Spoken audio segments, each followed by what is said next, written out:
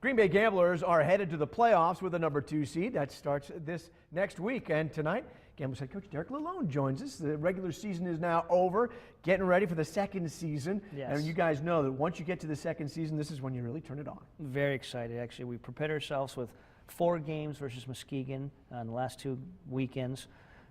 We're fighting for that second spot with them. So we knew this would be playoff caliber type hockey, and we won 3 of the 4. And I think that bodes very well for us going into the playoffs. Now that was something that was really important. You wanted to be able to clinch that home ice. And really when you were playing Muskegon, it already kind of felt playoff atmosphere, didn't it? Yeah, we're pretty good about not setting real goals throughout the year. We talk about getting better every day, but about a month ago, we set a goal as a team to get that number 2 spot. And it came down the very last 2 weekends, and our guys showed up. Even Friday night, we won a tight 3-1 hockey game that felt like a playoff game, and we won a high-scoring 6-5 game Saturday night. How important is it to be rolling a little bit, to be really sliding well? Well, very important. We're a young team. We can be fragile at times, and you've seen that with our up and down play, and any momentum going forward for confidence is important.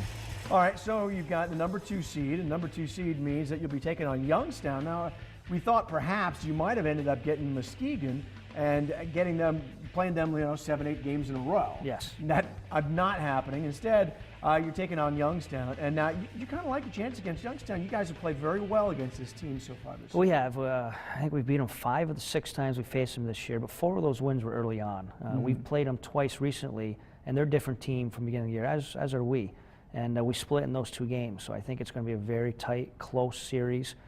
The new format with only 4 teams making it, you knew once the playoffs started, it's going to be a quality opponent, and that's the case here. Now, you mentioned that Youngstown is a little bit different. You guys are different too. How are you different than early in the season? How has your team progressed to get where you are now?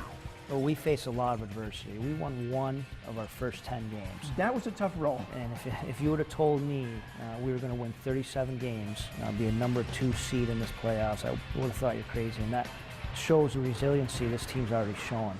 So we knew we were young on D, and then we put some injuries on top of that young D core, and it's been very trying. Our guys hung in there. We're getting healthy there. Our young D are coming around, and we worked all year to give ourselves a chance, and we've done that. How does hockey change once you get into the playoffs? Because everybody knows that it's 2 different seasons. It's a whole new level. When you in the regular season, you have your ups and downs, and it's naturally a little bit looser. It becomes so tight. Everyone's a lot more detailed. Getting anything offensively is hard. The middle of the ice is hard to get to. Second chances are hard to get to. I think we've done a good job hardening ourselves up for the playoffs and preparing to what to expect from the other opponent come playoff time. Now, of course, the Gamblers have had so much success. The coaches for the Gamblers are always wanted men. John Cooper now the Tampa Bay Lightning. That was kind of fun to see. Unbelievable. Just to think he was here not 3 years ago, and to see his rise was exciting. And it's great for the United States Hockey League, but it's great for our organization. And I think he's got a bright future in the National Hockey League. Now, you've got a bright future as well. Where's that future going to be? You've had some interest. Yeah, no doubt. It's been a very emotional couple weeks here. I spent 5 years in the University of Denver prior to coming to Green Bay, and they let George Gwozdecky go, and that was emotional for me to begin with. George is my most important mentor, and I had a big part of building that team and who they are right now, and that was tough enough. And then they approached me, and they put me in the process, and I'm not going to be the next head coach at Denver. I am going to be here at Green Bay, but it was a great experience, but very emotional. And you even saw when John Cooper, he got a lot of media, obviously making that rise to the Tampa Bay Lightning.